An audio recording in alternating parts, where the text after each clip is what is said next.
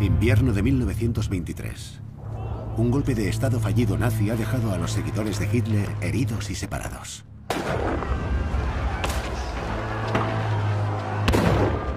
La verdad es que el putsch fue un desastre. Murieron 16 nazis. El Führer, el nacionalista rabioso Ernst Röhr y el devoto discípulo Rudolf Hess se ven entre rejas. Se volvieron prácticamente proscritos políticos, terroristas, y creo que gran parte del pueblo alemán pensaba que Hitler estaba acabado. Escondido y con graves heridas, el antiguo as de la aviación Hermann Göring se da a las drogas, mientras que un joven Heinrich Himmler se refugia en casa de sus padres. Pero del caos surge una nueva voz que movilizará al partido y ayudará a sentar las bases del imperio del mal.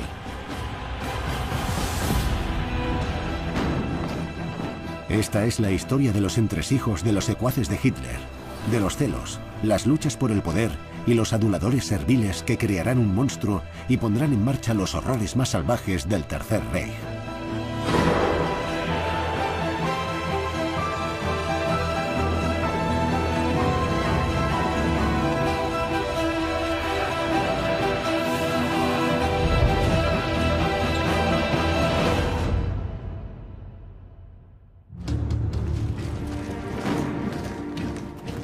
En noviembre de 1923, el bisoño partido nazi hace historia.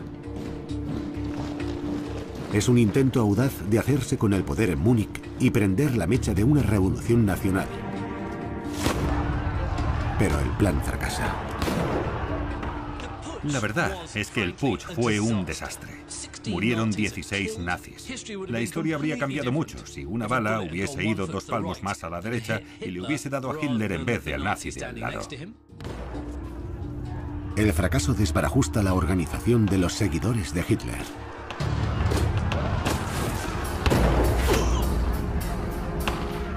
Hermann Göring, herido gravemente en la cadera y la ingle, el héroe de guerra tan apreciado por las clases altas, se ve obligado a huir. Después del putsch, Göring lo pasó muy mal. Sufrió una herida muy seria y cruzó la frontera con Austria para que la policía alemana no pudiese hacerle nada. También se volvió adicto a la morfina. Otro miembro fundador, el leal Rudolf Hess, también se ve obligado a escapar y se dirige a los Alpes bávaros. El putsch había terminado siendo un caos, pero Hess estaba encantado de haber combatido junto a su amado Hitler. Hess es un individuo fascinante. Su personalidad es de gran interés. Yo diría que es el único que no tenía ninguna ambición real. Le tenía afecto al movimiento, pero sobre todo a Hitler como figura. Un afecto más allá de la mera consideración política. Otros lo tienen peor aún. El matón del partido, el paramilitar Ernst Röhm, está entre rejas esperando al juicio en la prisión de Stadelheim. La posición de Ernst Röhm en el putsch es bastante rara. Es un oficial del ejército en servicio, pero se convierte en un terrorista preso. Heinrich Himmler no había combatido en la Primera Guerra Mundial, así que incluso ondear una bandera en la retaguardia de la marcha era para él motivo de orgullo. La reacción de Himmler al putsch es interesante. Estaba muy decepcionado por no haber hecho nada en la Primera Guerra Mundial y ansiaba tener algún premio, uno militar. El putsch era su oportunidad. Himmler cree que es su gran momento. El putsch es la primera vez que ve acción de verdad. Pero justamente en esa acción, su partido y él caen con todo el equipo. Desesperado por mantener viva la llama, Himmler visita a su exjefe Ernst Röhm en la cárcel. Pero de momento el partido está muerto y enterrado. La humillación es tan grande que se vuelve a Múnich a vivir con sus padres. Alejado del drama, en la casa de sus padres en las afueras de Colonia vive un joven aspirante a escritor y doctorado, aunque todavía es un desconocido para los nazis. Joseph Goebbels. Sin dejarse impresionar por el golpe de estado fallido, anota en su diario otro putsch nacionalista en Múnich. Hay que decir que el fracaso del putsch fue un desastre para Hitler y el movimiento nacionalsocialista. Se volvieron prácticamente proscritos políticos. Esperaban que fuese el principio de algo mucho más importante que un simple movimiento bávaro en Múnich. Querían que fuese el primer paso de un alzamiento nacional. Tras pasar 2 días escondido, capturan y encarcelan a Hitler, quien se enfrenta a una posible pena capital. El agitador revolucionario está destrozado. El comportamiento de Hitler en los tiempos inmediatamente posteriores al fracaso del putsch dista mucho de la actitud temible que uno esperaría de alguien con la cruz de hierro. Ve que su vida política se desmorona. Se deprimió mucho. Y varios compañeros suyos decían que llegó a plantearse el suicidio.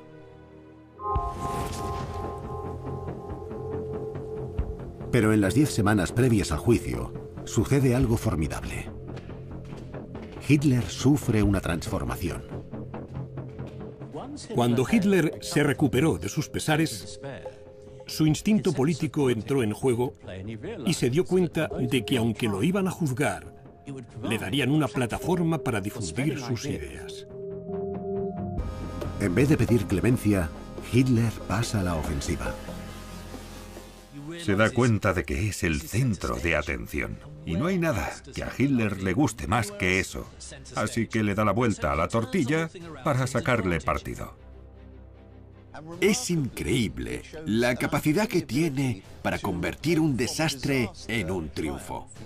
La humillación de los nazis la muestra como triunfo al presentarse como un mártir, un salvador. Suelta arengas y discursos en vez de responder a las preguntas. Se lanza a dar discursos políticos que le aplauden los presentes en el tribunal. El putsch fue por Alemania. Lo hice por el pueblo alemán. Se me somete a juicio, pero el destino no se equivocará al juzgarme. A Hitler siempre lo consideraron un agitador rebelde del sur de Alemania, pero el tribunal lo convierte en una figura nacional. La audacia de Hitler no solo le granjea aplausos en el tribunal, también hace que aparezca en la primera plana de periódicos de todo el mundo. Por actos de terrorismo como estos podrían haberlo encarcelado durante muchísimo tiempo. Pero solo le cayeron 5 años. Creo que está claro que a las autoridades bávaras, también a las judiciales, Hitler les despertaba bastante simpatía.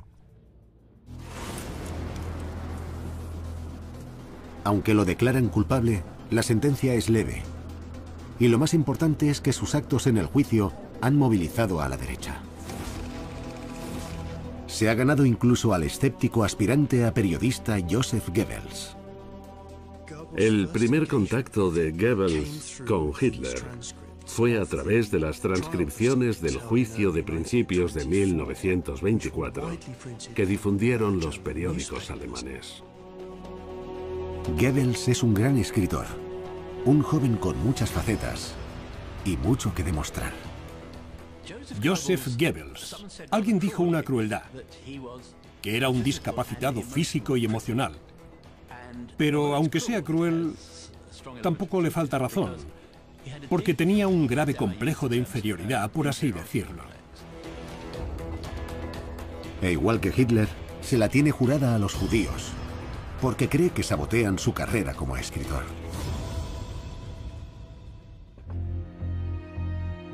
Aunque pasarán muchos meses hasta que se conozcan en persona, Goebbels y Hitler están destinados a cambiar el futuro de su país. Goebbels estaba cautivado y en las entradas de marzo de 1924 de su diario vemos que cada vez le fascinan más este desconocido y sus ideas. En pocas semanas pasa a quedar embelesado por ese hombre y lo que representa.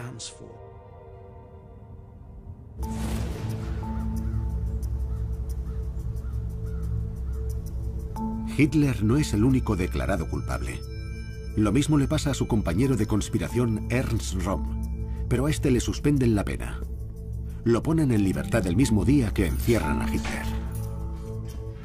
Creo que hubo un momento en que Röhm pensó, el putsch ha fracasado, a Hitler lo van a encarcelar, igual tengo la oportunidad de cobrar más importancia, de ser un pez más gordo que antes. Hitler le pide que se ocupe de la sección de asalto, la fuerza callejera del partido nazi, los camisas pardas. Como oficial caído en desgracia, Röhm atesora la ocasión de crear un ejército a su imagen y semejanza. Hitler quiere que la sección de asalto se vuelva un ejército político que lo espere cuando salga de la cárcel. Pero un hombre se interpone en el camino de Röhm. Göring sigue siendo el líder oficial de la SA. Röhm viaja a Austria para convencerlo de que le ceda el control. Se encuentra a Göring arruinado y adicto a la morfina.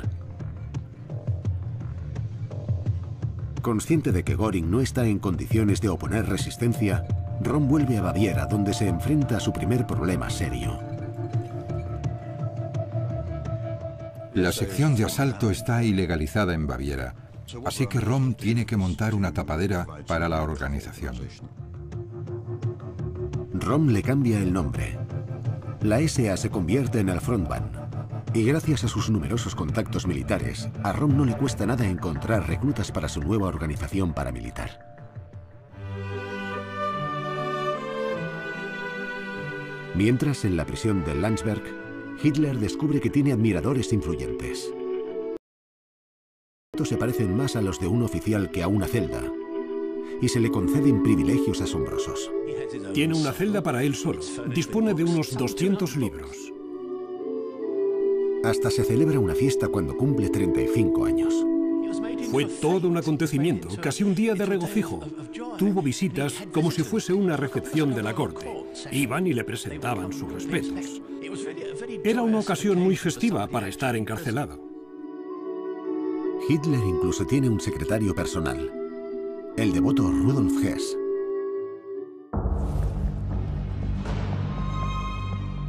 El inteligente veterano del ejército había sido un bala perdida antes de conocer a Hitler. Pero ahora que está sentenciado a 18 meses por participar en el putsch, se alegra al enterarse de que cumplirá condena junto a su ídolo. Hess no se podía creer la suerte que tenía de acabar en Landsberg con Hitler, a quien idolatra de corazón. Pero por aquel entonces era su devoto seguidor el que inspiraba a Hitler.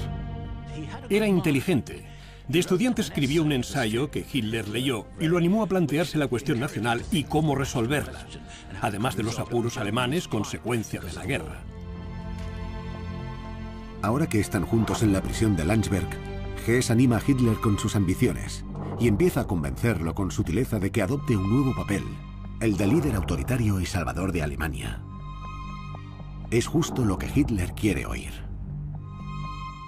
Estar encarcelado en Landsberg con su héroe Hitler es una oportunidad de oro para Hess. Literalmente los obligan a estar juntos, y así puede estar al lado de Hitler todo el día. Así pues, la relación entre estos dos hombres se vuelve de lo más íntima.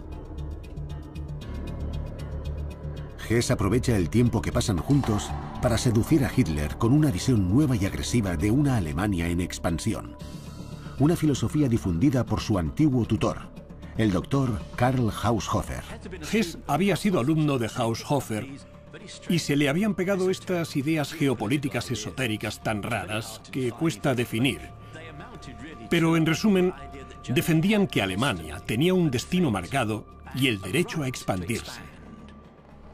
Es por Hess y Haushofer que Hitler empieza a acariciar las ideas del Lebensraum. La teoría del Lebensraum, o del espacio vital, se vuelve una fuerte motivación nueva para Hitler. Planta la semilla de un nuevo superestado germano que se expande hacia el este. Por consiguiente, Hess es una figura muy importante para la ideología de Hitler.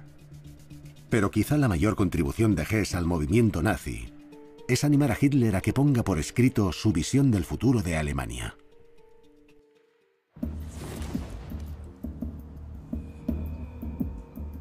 Se sugirió que Hitler podría aprovechar su tiempo entre rejas escribiendo un libro con sus ideas.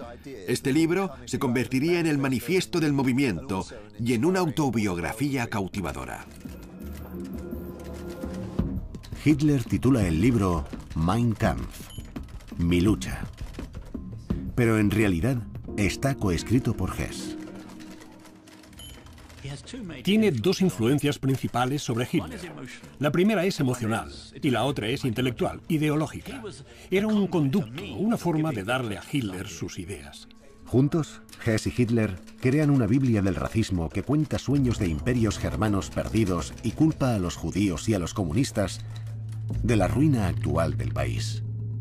Si se lee hoy el Mein Kampf, vemos que son las palabras de un demente. Culpa a los judíos, al judaísmo, de todos los problemas del mundo, de los problemas del capitalismo, de los del comunismo. Culpa a los aliados por castigar en exceso a Alemania tras la Primera Guerra Mundial. Sugiere que ciertas razas biológicas son mejores que otras. Es un caldo de cultivo para el odio y se cuenta a través del filtro de la mente nacionalista enfebrecida de Hitler. Es como zambullirse en un caldero lleno de veneno. Pero aunque está orgulloso de su logro, Hess no se lleva ningún mérito y se contenta con servir a su líder con toda su alma. Hess tenía la habilidad de tranquilizar a Hitler y reconfortarlo. Hess era lo más parecido que tenía Hitler a un amigo. Hess ha afianzado su posición como primer y más leal miembro del círculo interno de Hitler.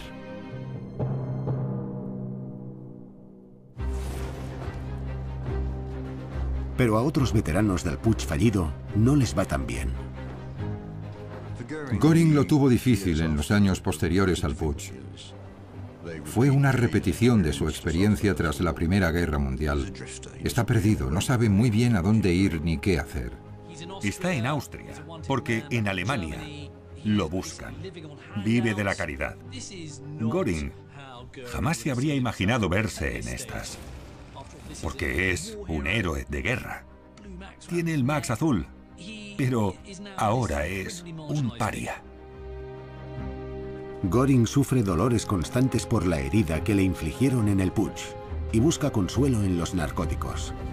Acaba volviéndose adicto a la morfina.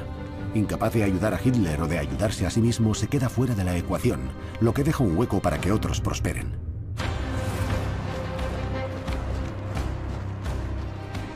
Ernst Röhm ansía dejar huella. Röhm tiene planes muy ambiciosos para la sección de asalto. Quiere que se alisten millones de hombres y que sustituya al ejército si los nazis ascienden al poder. Rebautizada como el Frontbahn, ya cuenta con 30.000 miembros. El oficial militar caído en desgracia ha formado su propio ejército privado, una fuerza mercenaria preparada para tomar el poder para los nazis cuando llegue el momento. Pero en la prisión de Landsberg, Hitler está replanteándose el asunto. Dado que el intento de golpe de Estado violento fracasó, quizás sea el momento de poner en práctica un enfoque distinto. Lo más importante que sale de Landsberg no es el Mein Kampf, aunque es crucial, claro, sino la revelación que tiene Hitler, la epifanía, como quien dice, de que el poder no se obtiene a punta de pistola ni de ametralladora, sino a través de las urnas. Röhm visita a Hitler. Ahora que tiene un ejército, está en mejores condiciones para ejecutar un nuevo putsch. Cree que con las tropas podrá hacer que Hitler ascienda al poder. Pero no se espera el cambio de opinión que ha tenido este. Como entenderán, las ideas de Röhm son totalmente opuestas a las de Hitler.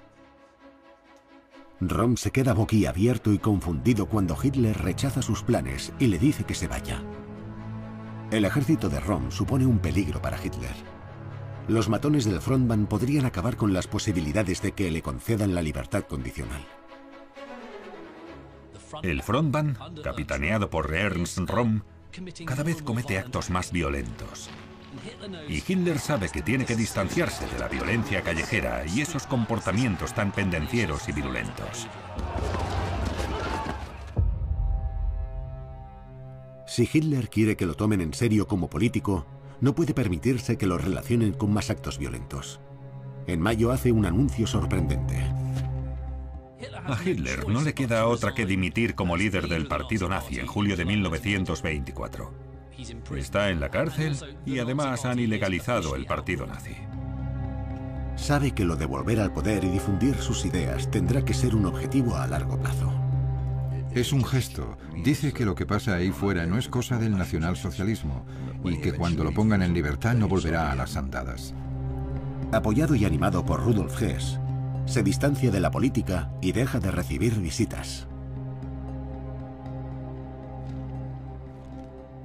Su liberación está prevista para octubre y no puede permitir que nada la ponga en peligro. Sin Hitler, el partido nazi se fragmenta.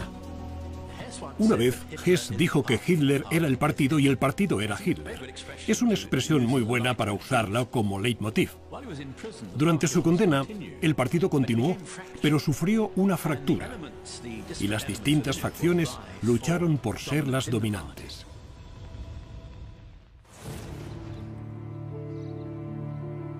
Pero el movimiento no se desmorona del todo, y en pleno caos político, superando su depresión y percibiendo que hay una oportunidad para dejar huella, Heinrich Himmler resurge.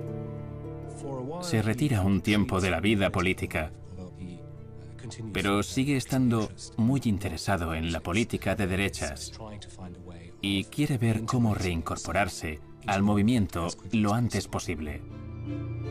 Una de las claves del atractivo de Himmler es que es trabajador e inteligente. En un partido de ideólogos y gente impulsiva, es Himmler quien lleva a cabo los planes. Es muy meticuloso, muy concienzudo. Y todo movimiento político, por radical que sea, necesita a alguien que sepa trazar estrategias con mucha destreza. Himmler hace de todo. Es alguien muy voluntarioso. Y cada vez más gente del partido dice que lo haga Himmler. Tras la dimisión de Hitler, el jefe nazi bávaro Gregor Strasser asume el cargo de líder del partido. Himmler tarda poco en acabar de ayudante suyo. Strasser, como tantos otros, quieren meter cabeza en el partido, pero también hacer contactos que le sean de provecho más tarde. Aunque el partido nazi está muy lejos de ser la fuerza en la que se convertirá en el futuro, demuestra que tiene un valor incalculable. Aunque oficialmente solo es el ayudante de Strasser, Himmler, con solo 24 años, tarda poco en ser el jefe nazi de facto de la Baja Baviera. Pero no es el único joven que escala puestos entre el caos. Joseph Goebbels nació en 1897 en una familia de clase media-baja en Ried, en la zona del Rin. Igual que Hitler, Goebbels es un niñito de mamá. De pequeño le cuesta hacer amigos. A Goebbels le operaron un pie cuando era joven, lo que lo dejó con una discapacidad permanente y una cojera que arrastraría de por vida. Acabó siendo un solitario, una persona poco sociable. Igual que Hitler, Goebbels cree que se merece más. La Alemania de posguerra le brinda un chivo expiatorio para sus fracasos. Goebbels es un joven con un ego tremendo. Tiene un doctorado, ha escrito libros y obras que no se han publicado ni representado, y también cuenta con un antisemitismo feroz que le corre por las venas. Inspirado por la declaración de Hitler en el juicio, Goebbels ve cómo su entusiasmo político se aviva cuando en 1924 cruza Alemania para llegar a Weimar, donde asiste a su primer mitin de derechas. Todo lo que después asociaríamos con las ceremonias y rituales del partido nazi y sus reuniones estaba ya allí. Las banderas, los estandartes, los uniformes, los desfiles, los cánticos, las canciones, los discursos largos ante un público entusiasta, la violencia, los ataques a los que pasaban por ahí, gente recibiendo una paliza en la estación, lo de beber como si nada por la tarde, Todo eso estaba ahí. Aunque todavía no es miembro del partido nazi, se entrega a las políticas de derechas. Pero como pregonero discapacitado, el arma de Goebbels será el lenguaje. Consigue trabajo en un periódico político en horas bajas. Tenía que escribir.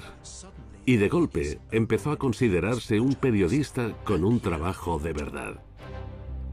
No tarda mucho en publicar sus ideas. Y se da cuenta de que tiene otra cosa en común con Hitler. Sabe arengar a las masas. Aquí empezamos a ver la extraordinaria ética laboral que lo acompañaría el resto de su vida. Porque combinó el trabajo periodístico con los discursos en público.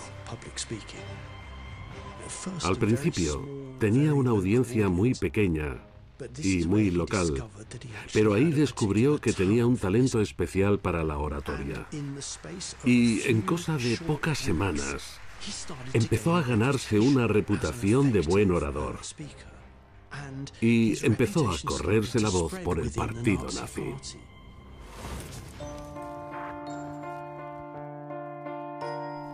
A las 12:15 del mediodía del 20 de diciembre de 1924, tras haber cumplido solo 9 meses de una condena de 5 años, Hitler sale de prisión y queda por fin en libertad. Teniendo en cuenta lo excepcional de su encarcelamiento y lo reciente que está su renuncia al liderazgo, debería haber mucho revuelo. Sin embargo, no hay multitudes que lo reciban, sino tan solo un coche. Las cosas han cambiado, y Alemania ya no busca con desesperación un Mesías.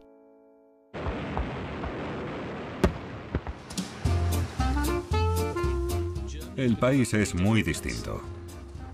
La economía ha empezado a mejorar.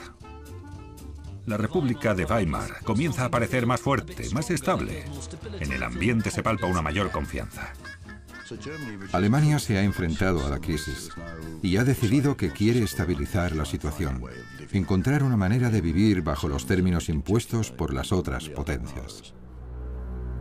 Así las cosas, y sin el liderazgo de Hitler, en las elecciones de 1924 los nazis obtienen apenas el 3% de los votos.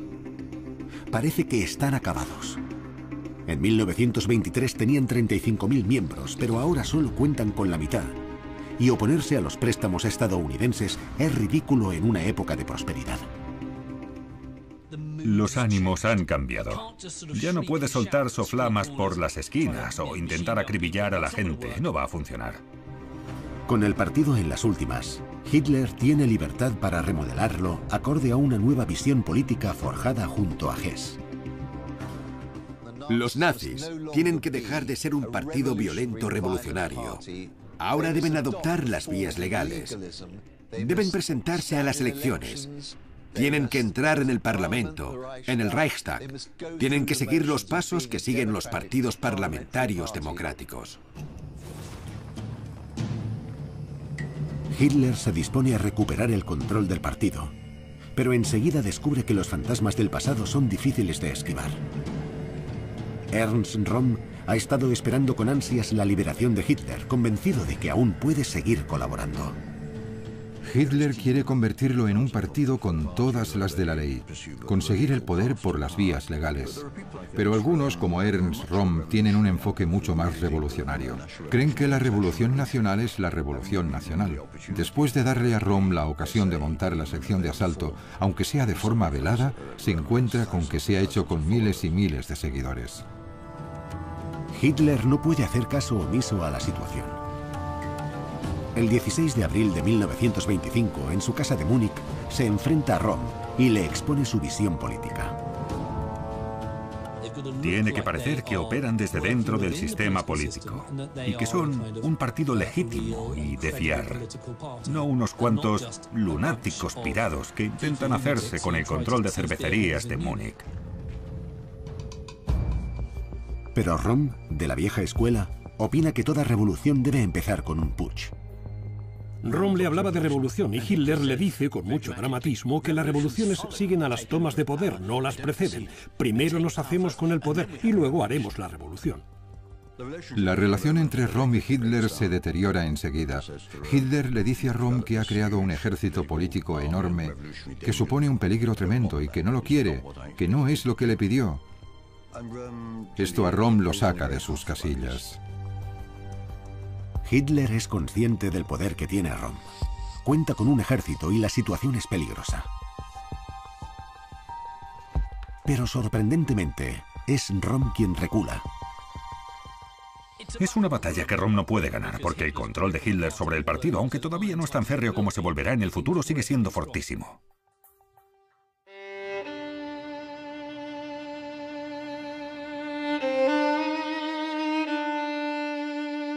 Al día siguiente, Röhm presenta su dimisión por escrito del Frontmann y de la sección de asalto, pero le ruega a Hitler que no reniegue de su amistad.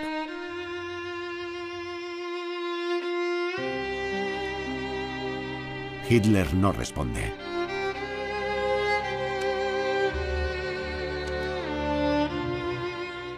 Röhm, enfurruñado, decide irse a Bolivia, a la otra punta del mundo. Dice, mira, aquí no puedo ganar, yo paso, me largo. Expulsado del círculo interno, Röhm se marchará a Sudamérica, pero volverá a tener otra oportunidad. Con Röhm fuera de la ecuación y Hess en libertad, la campaña para recuperar el partido y las simpatías del pueblo alemán da comienzo. Si los nazis quieren dar una nueva imagen de fuerza política seria, tienen que empezar por su líder. Hitler se somete a un cambio radical. Puede dar una imagen tradicional alemana, con lederhosen, calcetines largos y zapatos, que gusta entre ciertos grupos de la comunidad. O puede adoptar un aspecto mucho más tecnócrata con un traje mucho más elegante. Y cuando acude a los mítines nazis importantes va de uniforme. Se queda con el estilo tecnócrata. Ahora tiene aspecto de líder veterano y confiado. Listo para recuperar el control del partido nazi y darle un nuevo enfoque.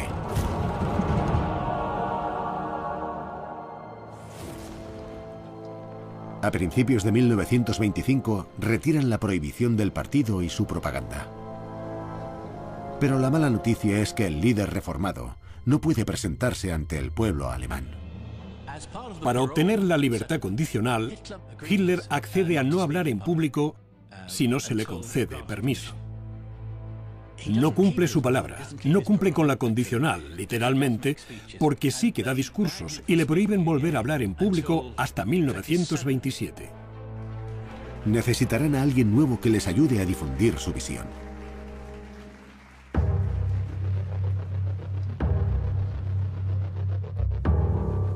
Cuando vuelven a legalizar el partido, Joseph Goebbels es de los primeros en unirse. A Goebbels le llamaba la atención el elemento socialista del nazismo.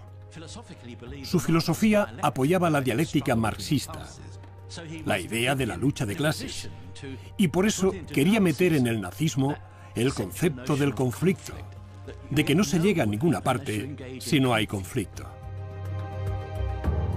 Goebbels se une al partido en la Renania industrial, lejos del corazón nazi, en Múnich. Pronto se gana fama de orador espectacular. Está lleno de energía, de ideas, de ímpetu. Es en parte gracias a Goebbels que el partido ganará apoyos. Emprende una misión de discursos públicos constantes. Viaja sin cesar, incansable, de una punta de Alemania a otra, hablando en cervecerías, en salones de reunión, en ayuntamientos. Da discursos, da muchísimos discursos. Da 189 discursos en 12 meses. Es una barbaridad de discursos. Evidentemente, se corre la voz entre el partido nazi y el pueblo alemán empieza a hablar de este joven de Renania, que da discursos tan efectivos y emocionantes.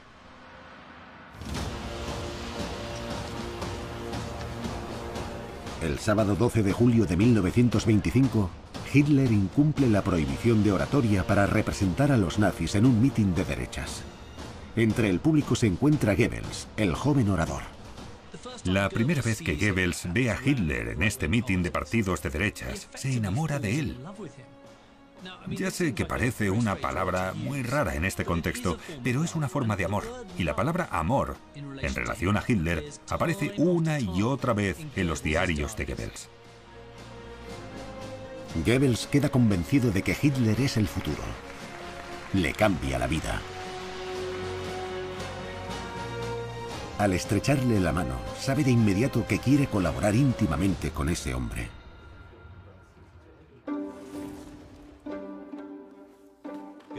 Goebbels ansiaba con desesperación ingresar en el círculo, por llamarlo de alguna manera, de amistades de Hitler. Pero, ¿cómo conseguirlo? Se le ocurrió que tenía que ser útil, volverse vital, esencial para el movimiento. El plan de Goebbels funciona. Las autoridades hacen la vista gorda con las apariciones locales de Hitler. Pero sabe que si se atreve a dirigirse a la nación entera, lo arrestarán. El partido nazi necesita una cara pública, y Goebbels puede ponerla. Hitler había decidido intentar poner a Goebbels de su parte. Su reputación como orador lo precedía, y vio que podía ser alguien muy valioso. Hitler mueve ficha para atraer a la joven promesa al círculo interno.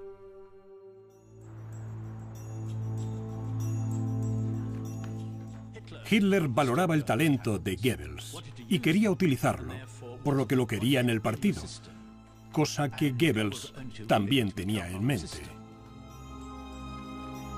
Hitler alaba a Goebbels y lo adula para conquistarlo. Cuando cayó bajo el hechizo de Hitler, se enamoró como una colegiala de él. Ahora que ha convencido a Goebbels, Hitler quiere ver de qué pasta está hecho. A Goebbels no solo lo invitaron a ver la sede del partido, sino también a hablar en la cervecería donde había tenido lugar el putsch del 23. Y Goebbels no decepcionó a Hitler. El mitin fue un éxito absoluto.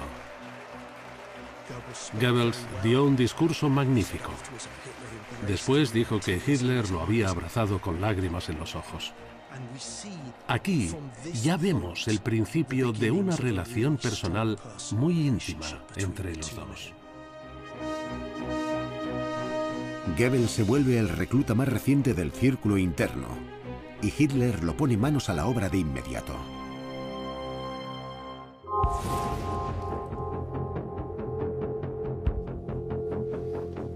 Si no tienen una voz potente en la capital, los nazis jamás ascenderán al poder.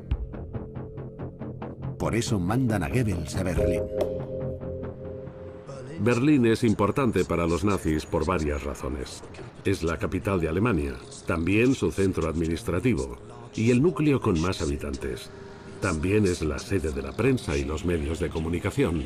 Allí está el gobierno y es un fuerte de izquierda.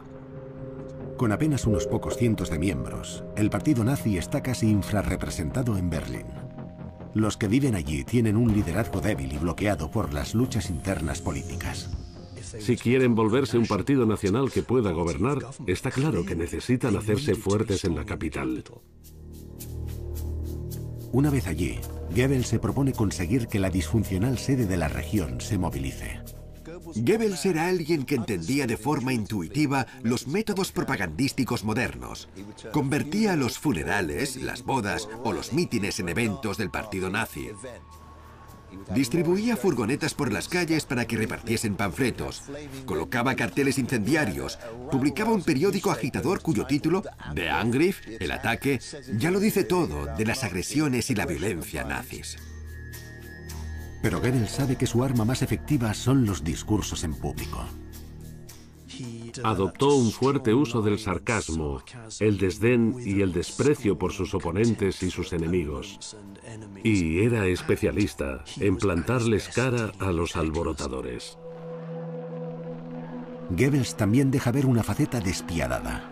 En el Berlín comunista, Goebbels respalda sus discursos, cuidados al milímetro, con brutalidad a la antigua usanza. Goebbels no tenía una masculinidad clásica y creo que se puede decir que hasta cierto punto intentaba compensarla con su amor por la violencia. Aunque los nazis habían prometido someterse a la legalidad, siempre intentan forzar los límites. Y lo que hace Goebbels es alentar la violencia callejera contra los comunistas. Organiza palizas, peleas callejeras, donde acaban con narices rotas, ventanas destrozadas, botellas rotas, sillas también. Esta es la banda sonora del Berlín de Goebbels. Con Goebbels, los matones del partido nazi, los camisas pardas, derraman sangre con frecuencia para provocar a los partidos de la oposición. Creo que se corrió la voz de que si Goebbels iba a dar un discurso, la noche iba a ser movidita. Pero en 1926, 2 años después de salir de la cárcel, Hess y su amado líder Hitler han avanzado poco en lo político. Y otros elementos del partido siguen sin estar en consonancia con su nueva visión. Es hora de sofocar a las facciones rivales y retomar el control.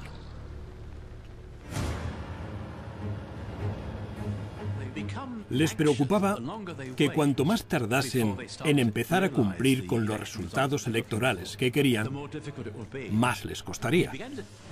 Empezó a cuestionarse si la estructura del partido era la más eficiente. Remodelan el partido a su gusto, creando un gobierno virtual en espera. Hitler es el líder y el leal Hess hace las veces de portero y de encargado de controlar los nombramientos. Las amenazas al liderazgo son aplastadas de inmediato.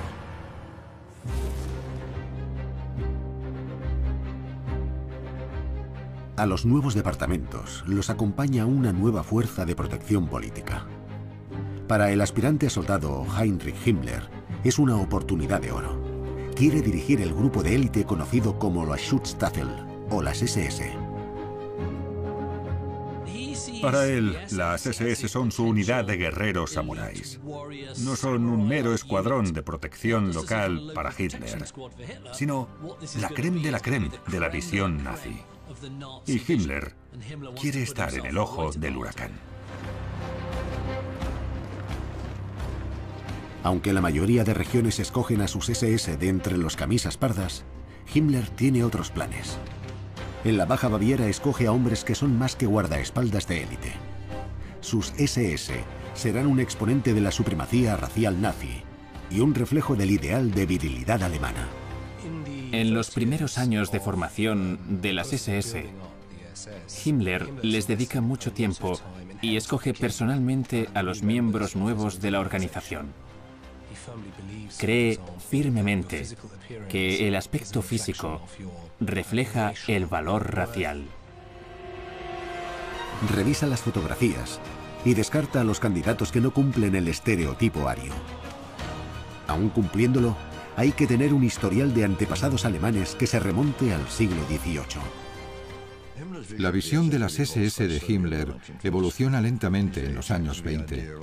Le atrae mucho la idea mística de que sean los caballeros del movimiento, gente nacionalsocialista más pura que los demás.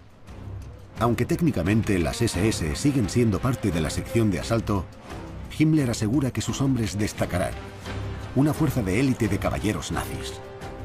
Himmler viste a su élite aria con uniformes especiales hechos por el diseñador de moda y miembro del partido nazi, Hugo Boss. Había que llevar botas y pantalones negros. Tenían un emblema con una calavera con tibias cruzadas, el Totenkopf. Simboliza la fuerza, la voluntad, la lealtad y el compromiso hasta la muerte. Es una imagen impresionante. Las SS pueden compararse quizá con la guardia pretoriana de la antigua Roma. Los caballeros de Himmler se dedicarán a proteger y servir a un solo hombre, Adolf Hitler. Se da cuenta de que la mejor forma de progresar es demostrando la lealtad de las SS hacia el Führer.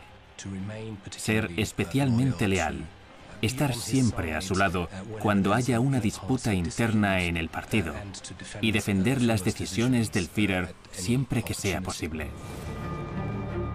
Poco a poco se van poniendo los cimientos del círculo interno de Hitler. Hess se ocupa de las decisiones del día a día y de la política del partido. Goebbels es el portavoz. Y Himmler y sus SS forman la fuerza policial. De momento hay pocos roces entre los dos peces gordos del partido, Himmler y Goebbels. En estos momentos, Himmler y Goebbels siguen siendo relativamente jóvenes. Tienen 20 y algo años. No son veteranos, pero sí muy ambiciosos. Son muy conscientes de las virtudes del otro. Saben el talento que tienen. Se respetaban y creo que ambos consideraban que el otro era eficiente, eficaz, dedicado y concienzudo. Virtudes que los dos admiraban en grado sumo. Cada uno se ocupa de un ámbito distinto, pero los dos jóvenes ambiciosos dedican toda su energía y esfuerzo a que el partido tenga éxito. En 1927 termina por fin la prohibición de que Hitler hable en público, y el partido nazi puede utilizar su arma más poderosa con el pueblo alemán. Su mensaje de que Alemania tiene que recuperar el control de su economía, en vez de dejarla en manos de los ganadores de la Primera Guerra Mundial. Cuando le permiten hablar, se centra en algo que se convierte en un tema candente. Alemania, que está en vías de recuperación, no debe someterse a los poderes económicos externos. Hitler se abre paso con eficacia y se vuelve una figura importante que habla en pos de los intereses alemanes.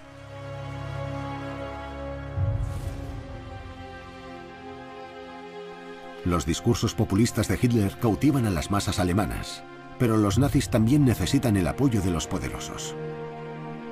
Antes, Hermann Göring era su enlace con las altas esferas, pero ahora está en el exilio, y el enemigo del Estado lleva 4 años sumido en el dolor y el abuso de la morfina. Por fin, Göring tiene otra oportunidad. Para celebrar el 80º aniversario del presidente Hindenburg, el Parlamento les concede la amnistía a los exiliados políticos, circunstancia que Göring aprovecha. Vuelve en 1927 creyéndose que el movimiento nazi lo recibirá con los brazos abiertos y que Hitler le dirá: «Ay, ven aquí, Hermann, amiguete». Pero lo que se encuentra es un recibimiento bastante frío.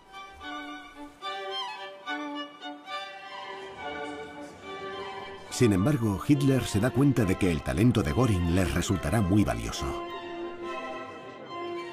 La virtud que tiene Göring es que es una figura influyente, sociable y con contactos. Gracias a su estatus de héroe y sus habilidades sociales, se presenta como embajador del partido. Enseguida se convierte en el enlace entre los nazis y el establishment conservador alemán. No lo consideran un terrorista político peligroso, no es como Himmler y Goebbels. Él le será útil al partido para establecer vínculos con las fuerzas conservadoras.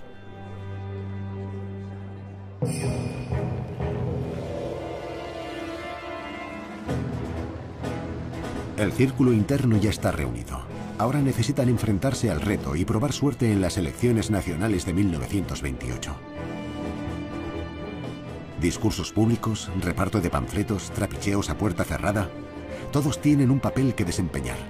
Ha llegado el momento de que los años de reagrupación den sus frutos. Para Hitler es una prueba. Está convencido de que 1928 será un momento crucial para su ascenso legal al poder, ganando votos y escaños.